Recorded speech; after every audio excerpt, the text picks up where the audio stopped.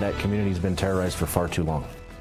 Right now at 6, tens of thousands of fentanyl pills are off Albuquerque streets. Bernalillo County deputies made that major bust last night in northeast Albuquerque. And Bernalillo County Sheriff John Allen says this arrest is part of the fairly new Operation Route 66. Now, that is a joint effort between multiple agencies to fight crime along the Central Avenue corridor.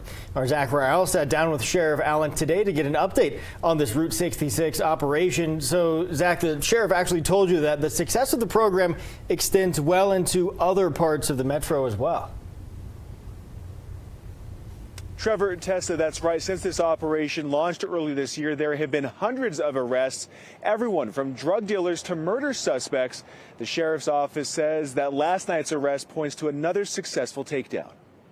Other than getting off the streets, we just saved a bunch of people's lives. That's what Bernalillo County Sheriff John Allen says about the arrest of this man, 21-year-old Luis Flores. Deputies say they found over 26,000 fentanyl pills on him when he was arrested during a violent chase Thursday night in northeast Albuquerque. But another adult feeding on the most vulnerable, getting that death drug out into our streets, that puts a dent into it. The sheriff's office says Flores nearly crashed into innocent drivers and rammed a sheriff's vehicle at the CVS on San Mateo and Montgomery before he was taken into custody. A 16-year-old was also in his car. Deputies say they found the huge stash of drugs in Flores' backpack. You know, they're more of an upper-level person, and they've been doing this for a while, and they know what they're doing. His arrest part of Operation Route 66, a joint effort between the sheriff's office, state police, the district attorney, and the Department of Corrections to target crime around the troubled International District. As I've explained, Central's a vein to all of Albuquerque and to the community, and the crime branches out. The sheriff says more than 400 people have been arrested as part of the effort. We're going after drivers of crime in that community, and when you have 3 to 5, 6 or 7 people that are driving the crime in that community, you will see a significant difference. Sheriff Allen believes their work is making a difference. We're getting a lot of people out of there that should not belong in that area, and that community's been terrorized for far too long.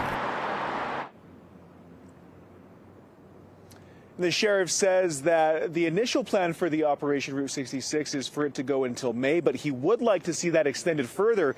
He tells me that they have the funding, personnel, and resources to continue that operation long term. He tells me over the next couple of weeks he'll be meeting with his partner agencies to see what an extension would look like and how to better prioritize the operation. So, Zach, you mentioned the month of May. That also, of course, happens to be around the time when the governor and Albuquerque city leaders say that the National Guard is going to be here to help APD. Did the sheriff have anything to say, though, about that operation? We know so far they're not really part of it. Yeah, Trevor, that's right. I did ask the sheriff about that operation with the National Guard. He tells me that there have been talks between himself and the governor's office about what role the National Guard and BCSO could possibly play. He tells me those talks have mainly been centralized around possibly deputizing the National Guard troops, which means that they would basically be giving them law enforcement capabilities. But the sheriff tells me that is something he cannot get on board with. Right now, absolutely not. Way too much liability, as I've stated before, way too many questions. And I really believe it just sends the wrong message that law enforcement can't do their job in the community.